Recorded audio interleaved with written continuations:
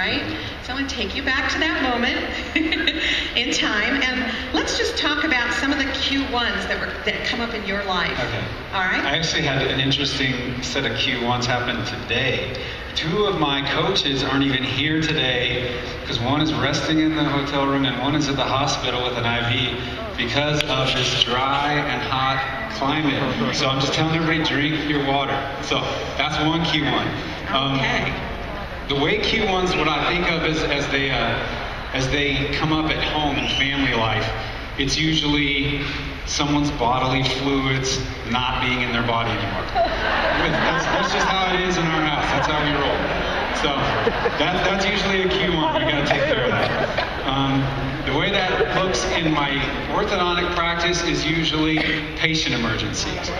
And I know that's part of it, that goes with the territory when you're working with patients. And so one of the most helpful things I've done as far as my orthodontic practice is schedule a little bit of margin into my daily patient schedule so that those things don't set me back a half hour and stress everybody out. Beachbody, as I thought about my Beachbody coaching business, I honestly couldn't think of any real Q1s. I can think of a lot of things that we want to make Q1, but really there's nothing that we really just have to drop everything and do immediately. Okay. So let's go to Q3, which are those distractions. Right. What are some of the things you face that are distractions in your life? Probably the biggest distraction is this thing. This thing and my laptop.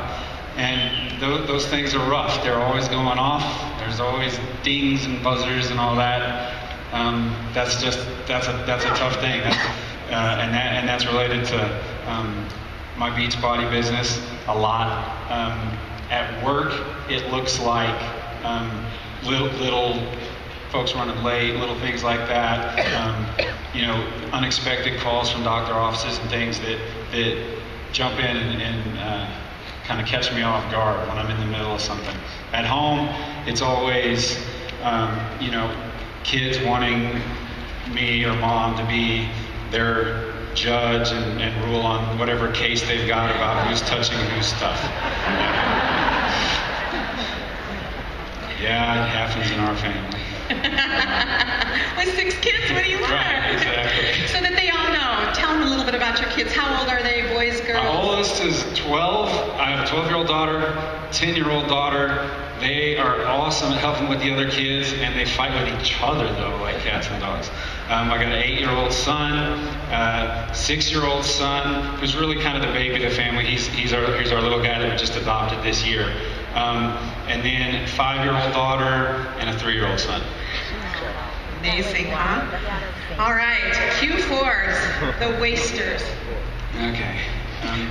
If I got to be totally honest, the biggest example of Q4, and my wife would admit to this too, is I got so addicted to the TV show Prison Break. And I love that show. It was like about a year and a half ago. My friend told me I should watch an episode of it over my lunch break, and so I did on Netflix. And I was consumed, and I had to watch 4 seasons of Prison Break over the course of like the next month. And I knew the entire time that I was just wasting time, I was flushing the time down the toilet, but I couldn't stop. So I vowed to myself not to start watching 24, not to start watching any of these other things because I can't stop. All right, anything else, or that's a doozy? That was the big example.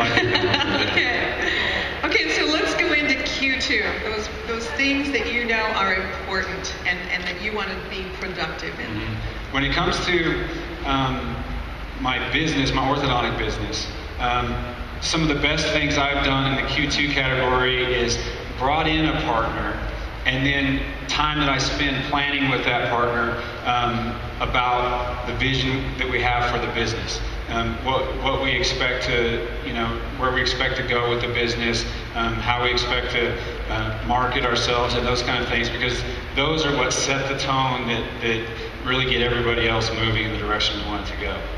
When I think about my time at home, I'd say the most productive, best Q2 time I have every day is the 2 hours from the time I wake up before the kids get up. It's been my habit to get up, and those 2 hours are mine to read, pray, do my workout, have time to just invest in myself and invest in basically developing myself so that I'm more productive through the rest of the day. With Beachbody coaching, it's definitely been building relationships with people. By far, that's the most productive thing I've done in Beachbody coaching, developing relationships with my customers that I coach, developing relationships with my coaches on my team, and just being involved with them, celebrating with them as they succeed, and encouraging them along the way. Excellent. Is this helpful, you guys, to see how this all works out in your lives? How you could just take a piece of paper and just do this for yourself and actually write in Q1, Q2, Q3, Q4 and begin to think about what are some of the things down in the wasters that you want to totally eliminate, right? What are some of the distractions you want to be able to manage and be able to say, it's okay to say no to those distractions? Number one, necessity is what necessity is. You know, you can't ignore patients who have an emergency, right? So you have to have the time to manage that. And then, of course, I love this Q2 to get up and actually plan and have that time for yourself, that investment in yourself every day. How valuable is that? So I hope, was this helpful for you guys to actually see this played out?